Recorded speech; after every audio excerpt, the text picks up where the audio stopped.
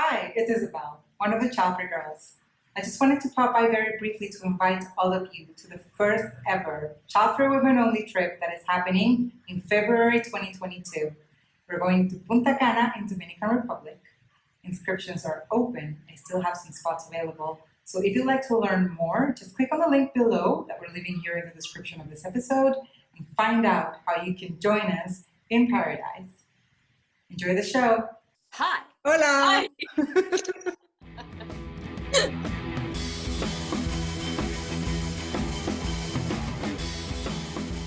Hi, I'm Isabel. I'm the creator of the Uprising Spark, and I'm a coach for Childfree women. I help Childfree women who struggle with feelings like guilt, anger, or any other icky feelings like that related to our choice to overcome them and live a very happy and fulfilled Childfree life.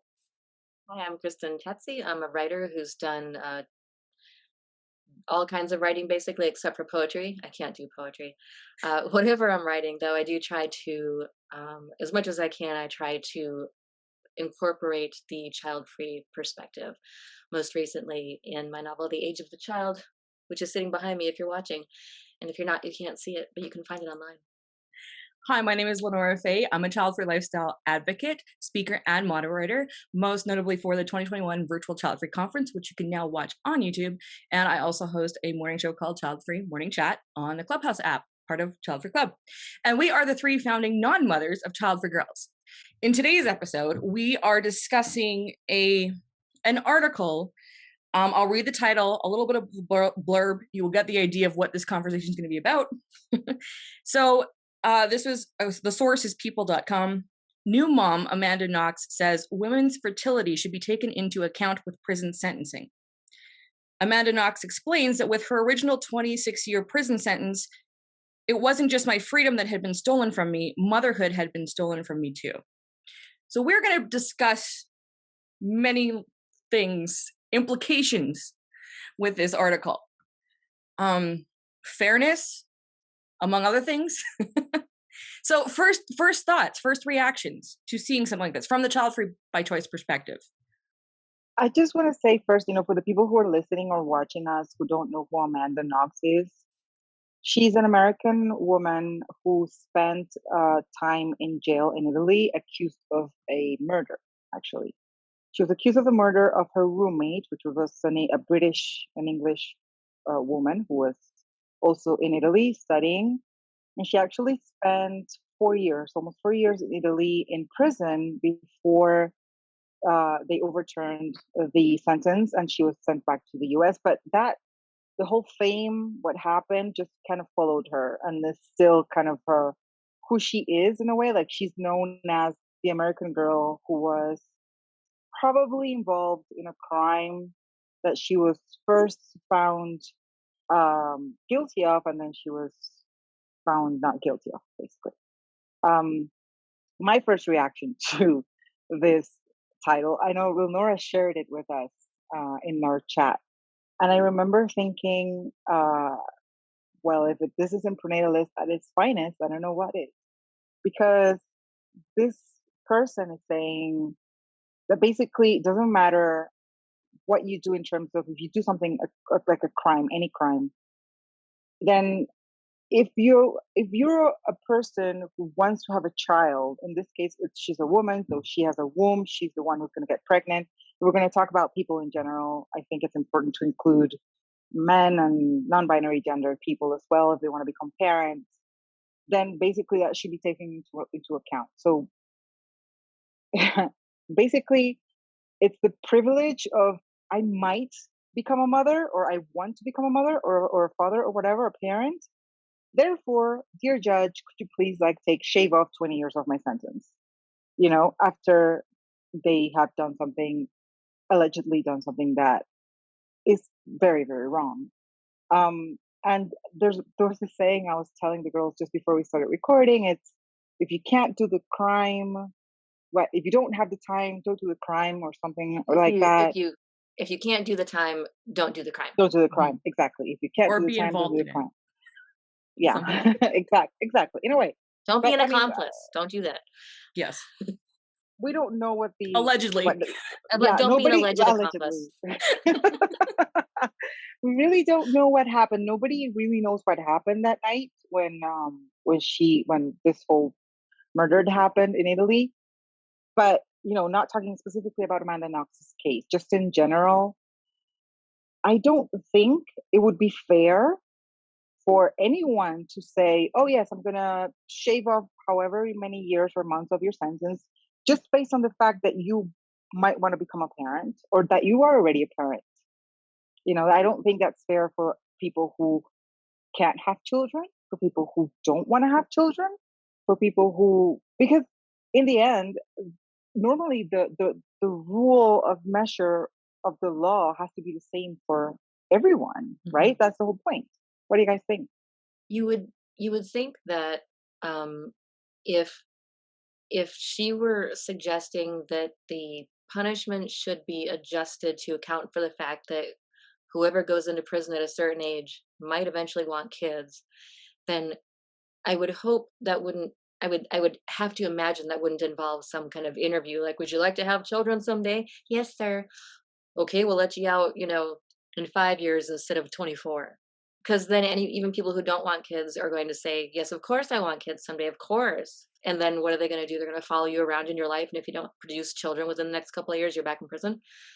So that it seems like what she's saying is that overall, I guess, prison sentences should be adjusted to account for the potential parenting.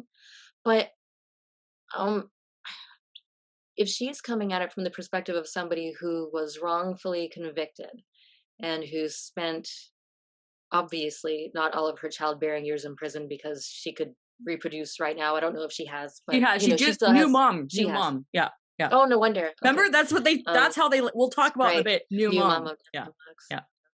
It's so important to have that title on there. Mhm. Say someone wasn't.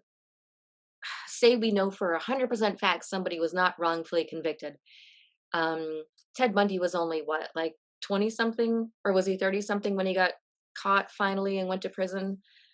Do we want Ted Bundy having kids? Do we want any other kind of violent, like habitual violent offender reproducing? Everyone has the right to reproduce, I'm sure somebody would argue, but I think if you start looking at the impact on the lives and the mental health Yeah. or whatever of the children they would produce, maybe that takes precedence over the right of a serial killer to get a shorter sentence so he can pop out babies with somebody.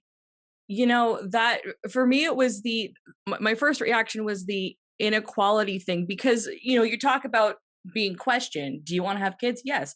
But then if they take it further to investigate whether or not a person could have kids in the first place, then, let's say this became a thing where they did take into account a person's potential parenthood. And then it became a thing of where, oh, we have to test your fertility. We have to test. So if someone has had, their uterus removed, or someone is proven to be sterile and for whatever reason, it's like, oh, well, you can't become a parent. Therefore, this rule does not apply to you. And then you can rule in adoption and all. I mean, it just, to me, when I read that, my first thought when I saw that, my first thought was like, oh, this new mom thing has to stop. That was my first thought. But when I read more into it, and then when we were discussing it in chat, to me, it was like, it opens up this inequality of like, they're going to dig into a person's fertility question, whether you choose to not have kids or that's by circumstance. It just, it puts potential parenthood again, or it continues the conversation that potential parenthood is the most important thing, and everybody else who either can't or chooses not to is going to be lesser than, especially when it comes to sentencing. I mean, that's what really bugs me, because anyone could say, of course I want to have kids. I'm planning for it, so yeah, reduce my sentence or think about it when you're sentencing me. But if they have to start checking, and then proving, oh, well, this person most likely won't have kids that medically, then your second, third, fourth tier, anyone that can produce is going to be up here in consideration for a lesser sentence. And that, to me, is wrong and not fair. You know what I find very interesting as well is that Amanda Knox was convicted in jail when she was 20 years old. Like she's 34 now. This was back in 2007, and she served 4 years. And so 4 years means that she was set free 10 years ago before she had a baby, and only now that she became a mom, and she's like, oh, by the way, I think sentencing people like women or whoever who wants to become a parent, and this is something that I find very telling in terms of how some parents, I'm not going to generalize here, but some parents, when they become parents, it's like their vision of life just kind of like shifts so much, and it all revolves around pregnancy and parenthood and their children. And I just want to say to these people that it's not everything is about children and pregnancies. And no, because like Kristen pointed out, if somebody's been convicted for murder or something horrible, I'm not saying Amanda Knox was, like I said, I'm not saying that she was wrongfully convicted. Like I'm just saying in general, if somebody's a threat to society, why would you want that person, first of all, to serve as just a shorter sentence based on the fact that this person can reproduce, and this kid or child or whatever can become really emotionally scarred by having a parent like that. So Yeah, that she suddenly became concerned about the reproductive lives of people in prison after she had a child speaks to, I think, what some parents will call this new empathy they discover once they have their own children. They're suddenly very concerned about their own reproductive, you know, problems or concerns or oh. So what happened, I'm guessing, is she had this child and then she's like, wow, if I hadn't been let out of prison, I would still be in now and I wouldn't have this precious baby. Oh my God, if I were still in prison, I might never have been able to have a baby. Well, that just means the legal system is wrong. And so I think how new of a mother was she? Does anyone, Leonora, do you know how old her baby is? Is she like still in the first year? I believe she yeah, just yeah, yeah. became a mother this year. Yes. The baby Yes. was Okay. born in October, just Okay. And 1 it's month ago. You currently, know, yeah. Yeah. you know how people vary some my wise cousin-in-law, after a momentous event happened in her life, said that she was not going to make any big decisions for at least 6 months because she didn't want her emotional state at that time to influence her decisions. And she wanted to be very level-headed and be able to think straight and everything before she did anything, from moving to cutting off all her hair. Because how women just, how anybody, if they're emotional about something, it's like, I don't care. So she gave herself 6 months to make any big decisions. I think the same should go for people who have just given birth. Like, give it 6 months to a year before you put anything out for publication, because your emotions are making you irrational and your ideas may not be sound. I agree. And this is where if someone's telling you in their first few months of parenthood how it's the most amazing thing, I mean, it's a baby bliss bubble, right? Yes, all those So of endorphins. course you're in a baby moon phase. It's like probably the day of your wedding. You think it's the best, greatest thing ever, and then reality hasn't sunk in yet. So she does say that. So the Amanda Knox does go on to say, my first infertility crisis occurred when I was sentenced to 26 years in prison for a murder I didn't commit. She had talked about how she was on trial for 2 years, and she said she had naively assumed that the truth couldn't help but win out, so she figured that she wouldn't be found guilty. So she says that she also says that she imagined herself being a mother, but then when she was given that prison sentence, she said that she had to adjust to a new and sad reality. And as far as I know, this is the first time, like you said, has spoken out about it. Like, it was never talked about. And I mean, when you're 20 something in shock, of course you're going to be thinking a million things, and so it's not like we would expect her to write something while she's in prison about this. But it is, the timing is curious, and I totally agree with you. Like, when you're, yeah, of course, having a kid changes you and you're thinking all these new things, but let the dust settle for a second. What else are you going to do in prison? She had 4 years of nothing to do. I mean, I would write my ass off in prison. And then you have a prison book. Oh, Yes. I want to publish that. Oh, well, then there's a question here then. Do you think that this conversation would be more effective if she wrote that while in prison when she was young, dealing with those feelings, versus right now after like being in the first 2 months of motherhood?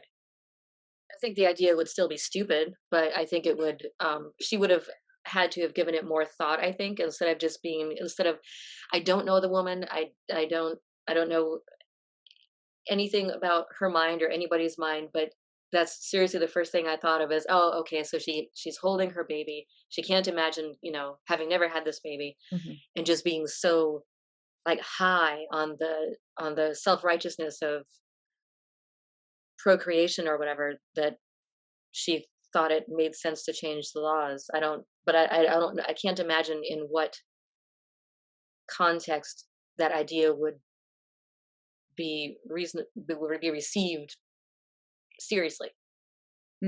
Yeah. But imagine it is. Imagine there's a government who actually takes this seriously. Does that speak to parent privilege, or does it speak to pronatalists? What does it speak to? Like what is the basis of saying, yeah, that makes total sense. Let's do it. Like, is there a Once logical thing behind that? Like, I don't think it has to be, but I think I could see if a government did say yes, this is a good idea, it would be because governments notoriously want people to reproduce so that they have Mhm. an increasing buying market, tax paying, base, whatever. Yeah, it would have to be for bottom line purposes. I mean, some church groups might agree with it too, but to me, whether it's religious reasons fighting for it or government, there's a bottom line. It's not actually, and we've talked about before, it's not actually caring about the life of the child or even the life of the mother for that matter. It's because, the people that make the decisions, they see how it could benefit them or what they're advocating for, what they're creating, the system that they serve, basically. If this law, and it just reminded me of that meme that we did, that I have to go find it now.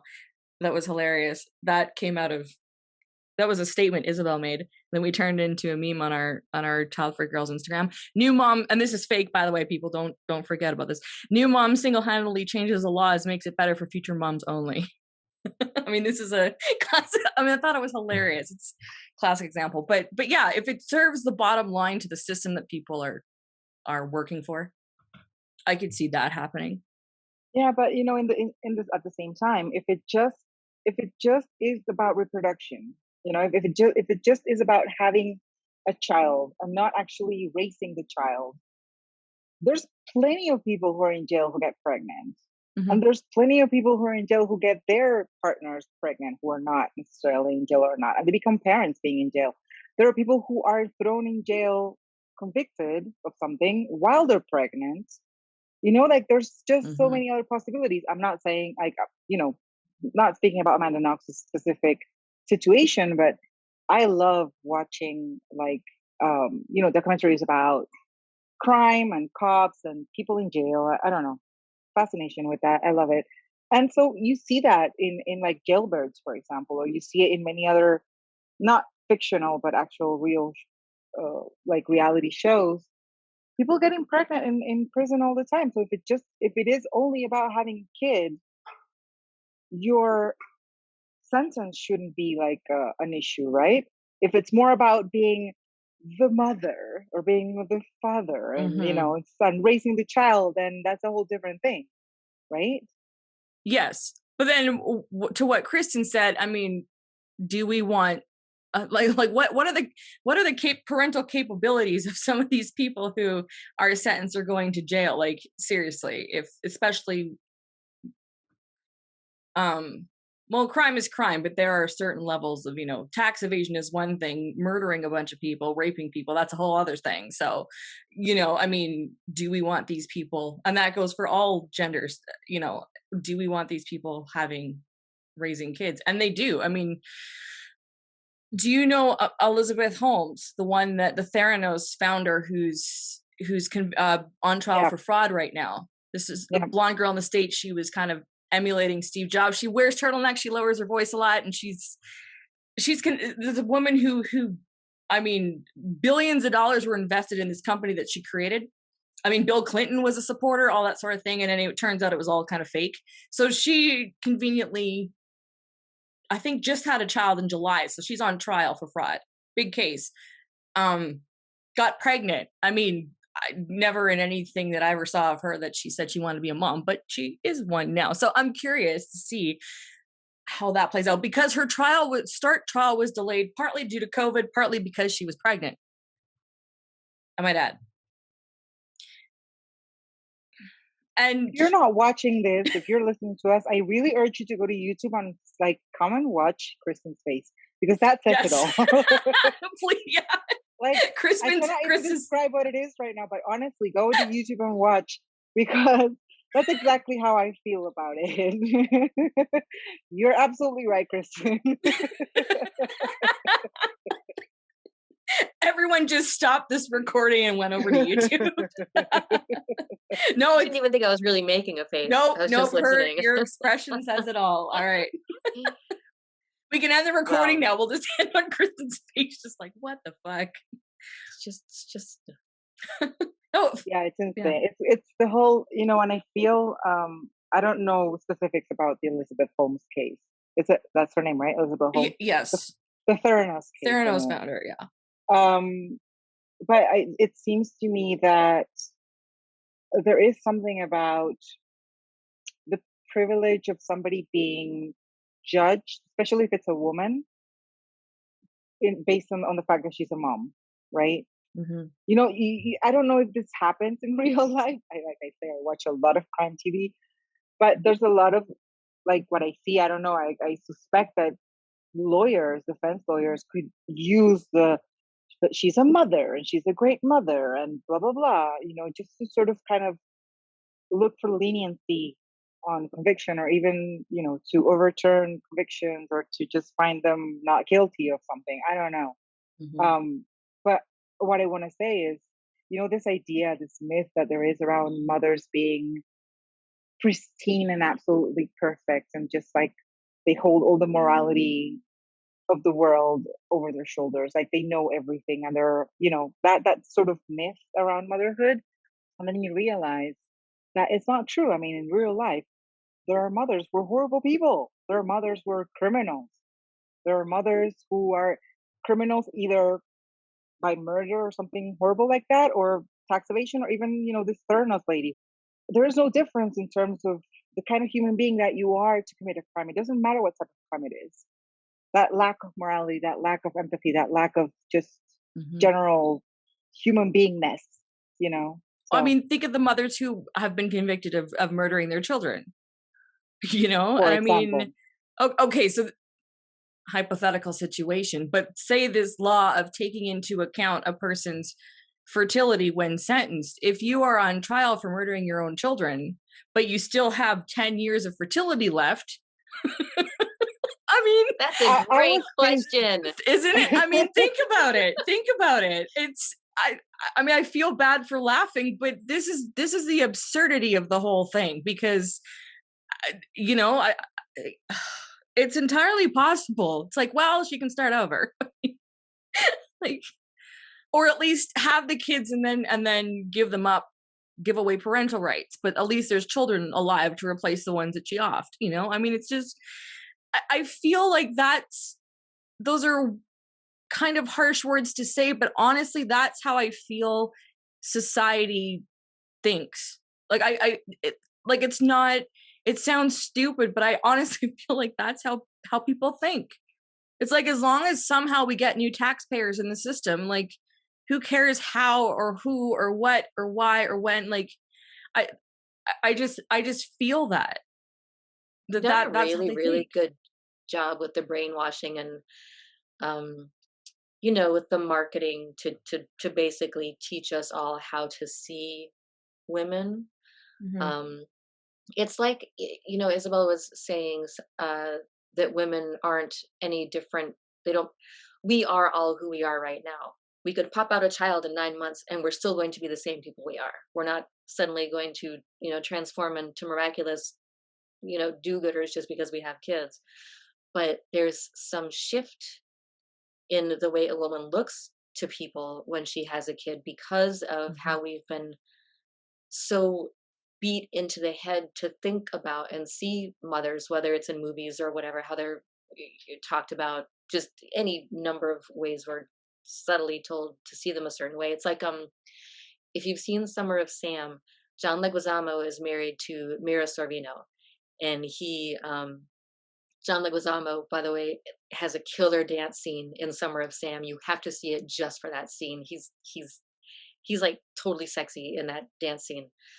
But thing is, he doesn't want to have anything but missionary style sex with his wife. And even when they're dancing in this scene, like you can tell he's really turned on by her. She's into it because she likes her husband. She wants to have sex with him. But he will only, like, he doesn't get sexy with his wife because she's his wife. You don't do that with a wife. So he has sex with other people in his preferred raunchy way on the side because, they're just whores. They're just women. They're not a wife. So you treat them differently. You see them differently. They're meant for different things. And I know people do see that about women too, like whether you're single or whether you're a wife. And even men will see their women differently that way. Like they will change like that sometimes as soon as you're married. I mean, so it's just this really weird thing that's almost like there's also this documentary, and just speaking of ways we don't even know we're conditioned to think, there's this documentary on the way people see sexes or genders. And the woman who designed the study and who considered herself very forward thinking and very aware of all the problems with the way we see men and women thought she would do well on this test. And it was like this really simple test. If you see a word and you assign a color to it. So one word would be doctor, and you can choose blue or pink. So assign a color to doctor, assign a color to nurse, assign a color to teacher, and there was something, I don't think I'm doing it right, but it's something in that respect. And so people would automatically choose blue for everything they assumed or thought of as a male role or a female role. And it's just because that's how we are, that's how we've been taught to think. And so trying to reprogram ourselves to not see this little halo hovering over women who have just had a child is like, how do we do that? And this has nothing to do with prison, but in a way it does, because it assumes that a woman has a higher role and a higher purpose than to be in prison. Why, it's to be released and have babies. Oh, I absolutely do feel that happens. I mean, I can't never have been a mother or a wife. I can't speak to personal experience, but I think about I'm going to bring Sex in the City into it. Trey and Charlotte, where he can't sleep with her because suddenly she's his wife or wife to be, and I mean, I absolutely, yeah, I can see how there's this different standard of thinking about another person. Once you're betrothed to them or whatever, it's like, oh, well, wait a second. I don't know if men equate that to their own mothers, because suddenly, again, Kristen's face. Everyone needs to watch this episode, please. It's hilarious. Okay, well, no, I mean, that's not where I was really going with that, but everyone has a mother somehow. So if men, have their moms, and suddenly, and they think about their mother one way, and that's fine, and then they have a wife, and then she becomes a mom, and then do they put those together? It's like, wait a sec, this is a mother of my kids, I can no longer treat her this way. Like, I feel like that is actually true. Not in every single case, but there's something about men with mothers. And remember, in our married men who become fathers, and I don't think they suddenly think, oh, we should not do that. No, men don't live by that standard at all. I mean, they don't. In our last episode, we are talking about how men are distinguished, and even if they can't get it up anymore, they're people. They can live. There's not the level of stigma as a woman going through menopause, like we were talking about earlier. Like, I can't see that rule applying to men, because no rules that apply to women apply to men. I mean, it's unfair. Humanity expectation is so broken, because none of this makes sense to me now. I'm like, wait, why are people thinking this way?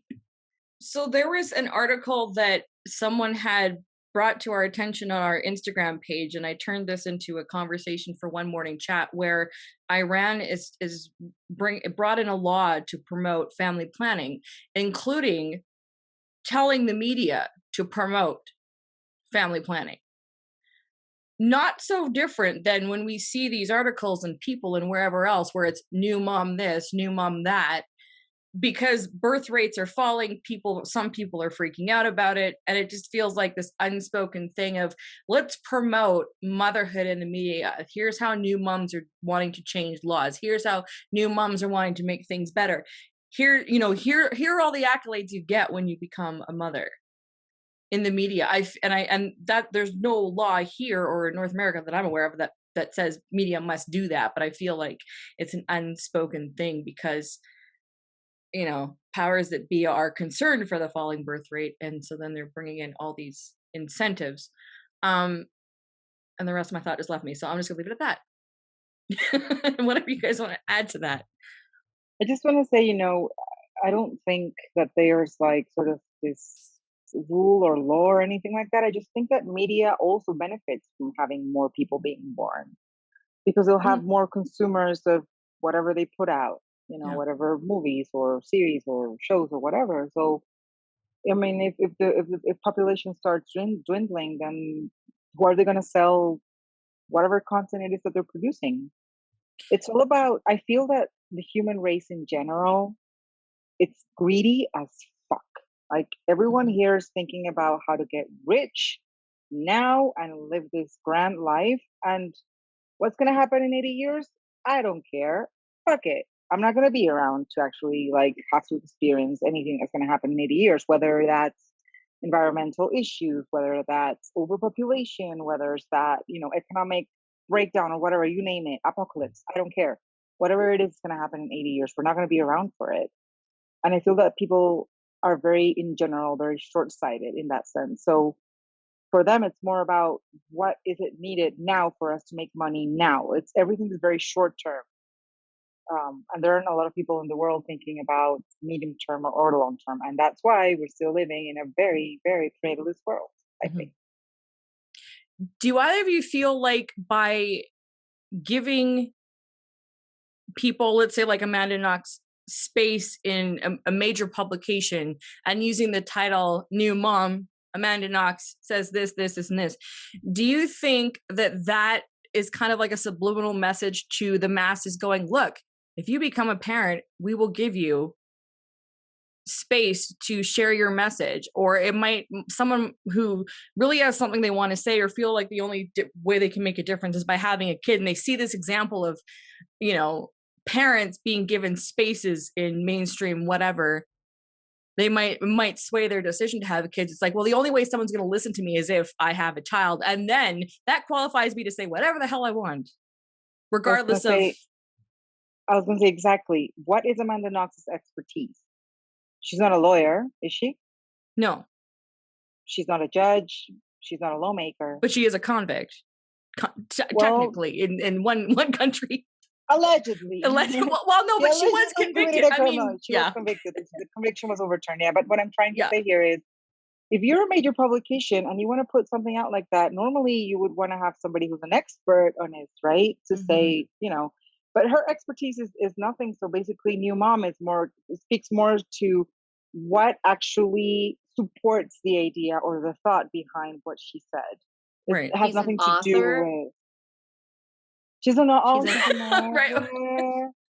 Wait, she's an author, an activist, and a journalist. Right. So she's not a lawyer. Those things. She's not a lawyer. She's not a lawmaker. She's not a judge. She's not a president.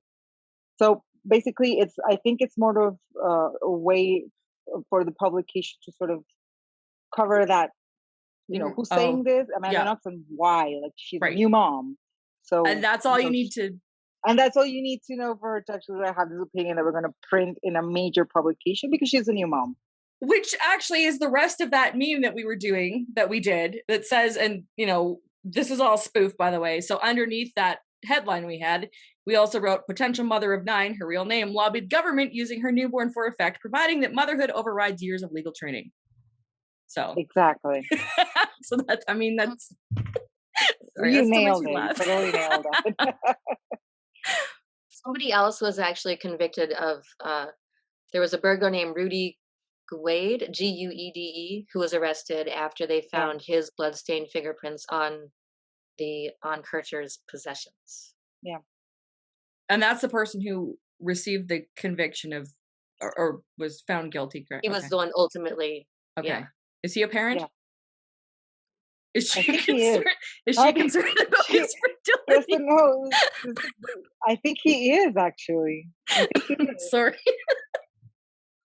But I'll but find do they out. describe him as a father in anything? Like I'm No, just see, burglar. They just call him a burglar. now if it were a woman, would they say new mother, convicted felon, so and so? I mean, you have to laugh at the absurdity of a lot of this stuff. I mean, I'm not laughing at the crime or what was done, but just the absurdity of how things are presented. And again, using mother as a qualifier for anything. It's like, but that's considered normal. Using that as a qualifier, or new mom, mother, whatever, it's considered a normal practice. And yeah, I mean, this is why we need more child-free people to pinpoint stuff like this. Yeah. I don't know if he's a parent, Rudy Wade. I don't know how to pronounce his last name. Sorry if I'm mispronouncing this, Mr. Wade. But there's also an article that I found saying that he actually, this man who was convicted, for Kircher's death, was granted permission to finish the rest of his sentence with community service. So he served only like 14 years or less, 12 years or something like that. So. Okay. Yeah. So is he raising children? I mean, I don't know.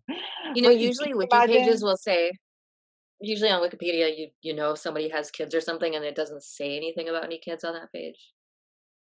Yeah, that's right. Because I was Googling somebody. I'm always Googling somebody, and that's part of their bio. Like it says the children and sometimes the children's names. And if there's nothing there, who did I discover? I think it was Diane Sawyer. She never had biological children. I don't know if I was aware of that, but she was a stepmom, is a stepmom or something. But under her, I was reading her bio and there was no kids listed. I'm like, oh, because yeah, they always list children. If they don't have the names of the children, they say 1 or 2 or however many they have. Yeah, that she's married to Christopher Robinson. Amanda Knox is. Who's Christopher Robinson? A writer. Oh, okay, a prominent one. I was mistaking him for Christopher Robin, who is Winnie the Pooh's best friend. Oh, okay. It's like I know that name from somewhere. That just went over my head. Okay, all right, cool. It was because it was the wrong name. I got the name wrong. So she's not married to Christopher Robin. Would be cooler. Oh, okay. Not married to Christopher Robin. She's married to Christopher Robinson. Oh. Okay. I was like, not Christopher Robin. Okay, got it. AKA Winnie. He's just a child, for God's sake. Okay, well, that is it for this episode. Thank you so much for sticking with us. If you have any questions, comments, episode suggestions, please feel free to email us at childfreegirls@gmail.com. You can also visit our website at childfreegirls.com, and we have merchandise. So please go visit our website, check out the store. We have all sorts of cool shirts and actually other things.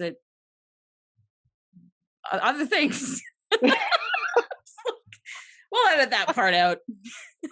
We have cool merchandise. It's mugs. We have mugs and travel cups and stickers and a flag. And we have blankets and totes. Pillows and our best selling memes are now on merchandise. So go check it out at childfreegirls.com. If you're watching this on YouTube, please subscribe. There's a button down there somewhere. Just click on it. And if you're listening to us on podcast, go to YouTube, watch Kristen's faces, and then subscribe. You're gonna love this. You can also rate us on Apple. I'm sorry. Oh yes. Oh. Also, you can review us on Apple or any other podcast platform. That would also be very, very helpful. If you like the show, of course. What else? Yes, we're all over social media. You can find us at Childfree Girls on Facebook, Instagram, and Twitter mainly. We also have a club called Childfree Club on Clubhouse. We hold rooms every single day. You're more than welcome to come and join us. It's a very inclusive and very safe space. And if you don't, I mean, try it at least for once. You're gonna love it. And we're also on Amazon. We have a book called Childfree Girls, Comfort Food for Thought, right behind Lenora there. If you're watching this on YouTube. Our link is in the description below. Just go over and buy yourself a copy for this holiday. And the question for today's episode is, well, there's like an asterisk question, which is, if you don't like us, will you please not rate us? And then the real question is, what are your thoughts? Doesn't matter who shared the thoughts, who presented the thoughts, but what do you think? What is your reaction to the idea of considering a person's reproductive potential when handing down a sentence in prison or jail? Leave your comments below, or you can email them to us at the previously mentioned email address, which is childfreegirls@gmail.com. And a double asterisk, if you do not like the show, we welcome emails. I mean, we do want to hear your feedback. So, we do. Yeah, you can send Just us an email privately. and tell us why you don't like the show. I mean, I'm being serious about that. You can do that too. Yes, please do, actually. And if there's something we haven't talked about that you would love to talk about, tell us. We'll do it. Yeah. Mostly, maybe. Yeah. We'll consider it. There's the odd exception, but yeah, send us your suggestions. See ya. Bye. Bye. No, you say bye. No, you say bye. Oh my God, I'm leaving. You leave first. I'm going. Bye. Bye.